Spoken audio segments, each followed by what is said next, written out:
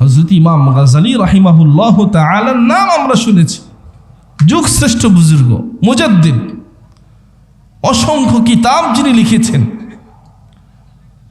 ইমাম গাযালী রাহিমাহুল্লাহ তাআলা ওনার দুই ভাই ছিলেন, আহমদ গাযালী, মুহাম্মদ গাযালী। একটা মজার গল্প, কষ্ট হইতেছে আপনাদের? তো এই দুই ভাই, বড় ভাই আহমদ গাযালী এক মসজিদের খতিব, ছোট ভাইও ভালো আলেম। তো যেই মসজিদের খতিব, ওই মসজিদে আহমদ গাযালীর ছোট ভাই মুহাম্মদ গাযালী নামাজ পড়ে না।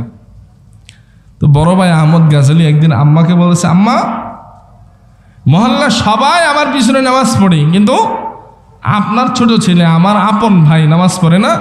মহল্লার মানুষ সমালোচনা করে। কি বলেন? দুই ভাই আলেম, একজন ইমাম, আরেকজন লেখাপড়া করে।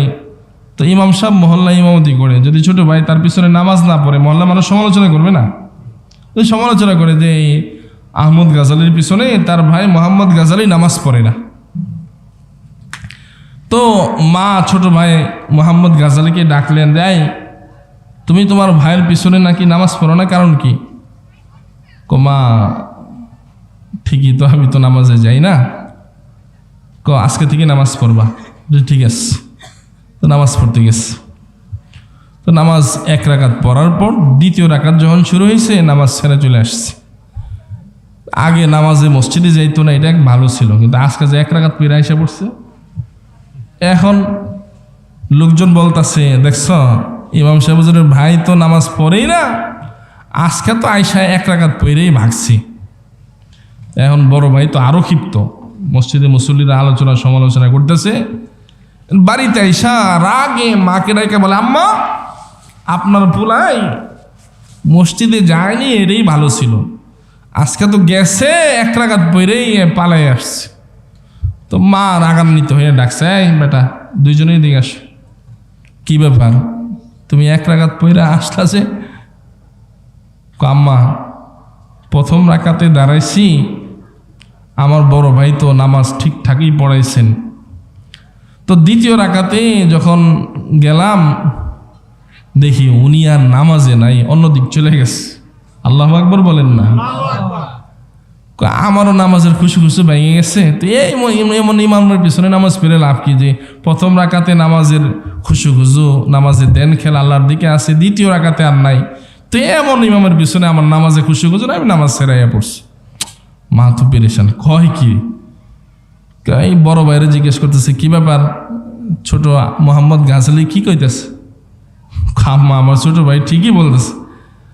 প্রথম রাকাতে আমি নামাজি ধ্যান খেল আল্লাহর দিকে ছিল, দ্বিতীয় রাকাতে যখন দাঁড়াইছি, নামাজের আগে নেফাস সংক্রান্ত একটা মাসআলা আমি ইস্তেমবাত করতেছিলাম।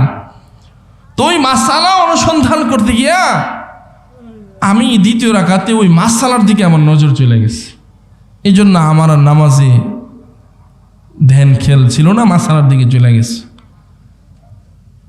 তো এখন মা বলতেছে, তোমরা তো দুই ছেলের একজনে আমার কাজের ছেলে হইলে না।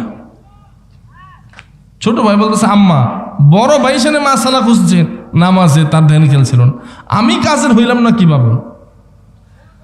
তো মা বলতেছে, এক ভাই তো নামাজে যায়া নেফাসের মাসআলা খুঁজছ, আরেক ভাই মুক্তাদি হইয়া ইমাম কোন দিকে নজর এটা খুঁজছ, কারোই তো ধ্যান খেল আল্লাহর দিকে ছিল না।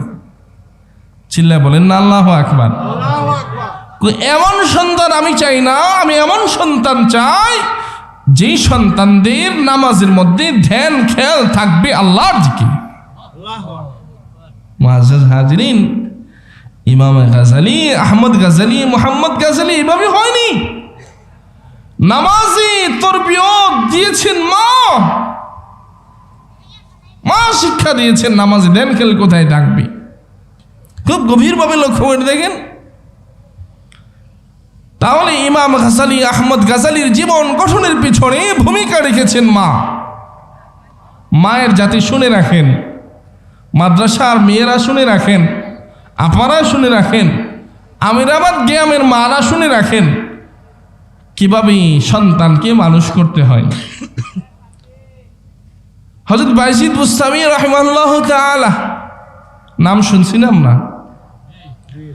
মা মাদ্রাসায় ভর্তি করে দিছে। কানি সাহেব হুজুরকে যা বলছেন, হুজুর আমার ছেলেকে আপনার হাতে বুঝিয়ে দিলাম, ছেলে যেন লেখাপড়া শেষ না করে বাড়ি না ফিরি, বন্ধ না আসলে সন্তানকে ছুটি দিবেন না। হযরত বাইজিদ বুস্তামি একজন হুজুরের কাছে, কারি সাহেব হুজুরের কাছে যা বলতেছে, হুজুর বাড়ি যাবো, ছুটি দেন। হুজুর বলতেছেন, বাড়ি যাইবা তো প্রতিদিন কতটুকু করে পড়াশোনা? হুজুর 1 পৃষ্ঠা। যদি 3 পৃষ্ঠা শোনাইতে পারো তাহলে ছুটি দিব। কয় পৃষ্ঠা শোনাই দিব? 3 পৃষ্ঠা শোনাইতে পারলে ছুটি দিব। হযরত বাইজিদ বুস্তামি ছিলেন মেধাবী, তুখুর মেধার অধিকারী, হিফজ শক্তির অধিকারী। 3 পৃষ্ঠা সবক শিখে হুজুরকে শোনাই দিচ্ছেন। হুজুর তো ওয়াদা দিচ্ছেন ছুটি দিবেন, কিন্তু ছুটি দিতে বাধ্য। হুজুর বলেন, ঠিক আছে, 1 পৃষ্ঠার জায়গায় 3 পৃষ্ঠা যদি শোনাইছ, ঠিক আছে, তোমার ছুটি দিলাম। হযরত বাইজিদ বুস্তামি বাড়ি গেছেন, দরজায় যায় কড়া নাড়তেছেন। মা, ভিতর থেকে মা বলে, কি? আমি আপনার ছেলে বাইজিদ। আমার একটা ছেলে আছে নাম বাইজিদ, তো তারে তো আমি মাদ্রাসায় ভর্তি করে দিয়ে আসছি কারি সাহেব হুজুরের কাছে, আর বলে আসছি বাবা লেখাপড়া শেষ না করে বাড়ি আসবা না। হুজুর কবিলে আসছে, হুজুর পড়ালেখা শেষ না হলে ছুটি দিবেন না। তো বাবা তুমি কোন বাইজিদ? তুমি কোন বাইজিদ? আমার সন্তান বাইজিদকে তো আমি মাদ্রাসায় দিয়ে আসছি। কি বলেন? ছেলে তো আর বুঝতে বাকি নাই। ছেলে বলতেছে, না না, দরজায় কড়া নাড়লে তো কাজ হইব না।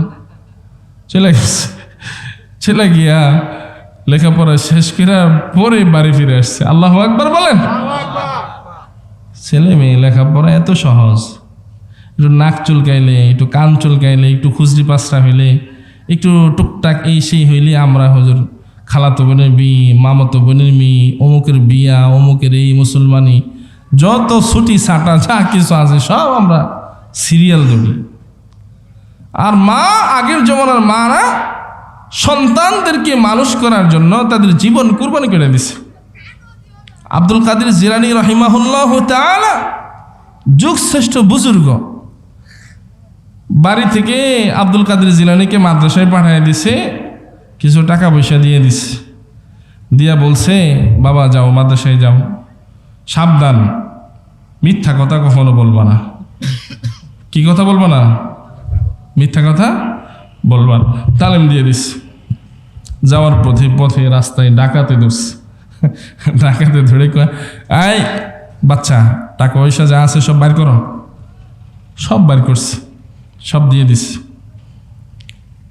কই তুমি যে সব টাকা আম করে দিয়ে দিলা, একবারও তো লুকোচুরি করলা না, একটু লুকাইলা না, কিছুই করলা না, হ্যাঁ, নাও করলাম না যে টাকা নাই, বাচ্চারা তো দিতে চায় না, 1 টাকাও কেউ রে দিতে চায় না, তুমি সব দিয়ে দিলাম করে। ডাকাত দলকে হযরত আব্দুল কাদের জিলানী বলেন যে আমার আম্মা আমাদের মাদ্রাসায় ভর্তি করছে আর বলছে, আব্দুল কাদের বাবা কখনো মিথ্যা কথা বলবা না। এই জন্য আপনারা বলছেন টাকা আসেনি, আমি কইছি আছে, চাইছেন দিয়ে দিছি, তা মিথ্যা কথা বলবো কেন? আল্লাহু আকবার বলেন। একটা বাচ্চাকে মা কিভাবে শিক্ষা দিয়েছেন?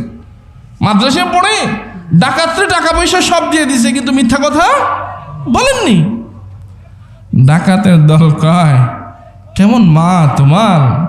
আর আমরা সারা জীবন ডাকাতি কইরা টাকা পয়সা নিয়ে দিই, আমার মারা তো কোনোদিন জিজ্ঞাসা করলো না বাবা কোন পথে টাকা উপার্জন করছো। তুমি কেমন মায়ের সন্তান যে আমাদেরকে সব টাকা দিয়ে দিলা? তোমার মতন মায়ের সন্তান যদি আমরা হইতে পারতাম। ডাকাত দলের তওবা নসিব হয়ে গেছে, তওবা নসিব হয়ে গেছে। ইমানদার মুসলমান আল্লাহর গোলাম সন্তানকে মানুষ করতে চাইলে মাদেরকে মানুষ করতে হবে। আদর্শ সমাজ গঠন করতে চাইলে নারীদের কি শিক্ষা দিতে হবে? আদর্শ সন্তান পেতে হলে নারী জাতিকে আদর্শ মা বানাতে হবে, ঠিক না ঠিক? মুআজ্জাজ হাজিরিন, এইভাবে যদি অনুসন্ধান করি প্রত্যেক সফল জীবনের পিছনে কোনো না কোনো নারীর অবদান আছে, কখনো স্ত্রী রূপে, কখনো মেয়ে রূপে, কখনো বোন রূপে, কখনো মা রূপে।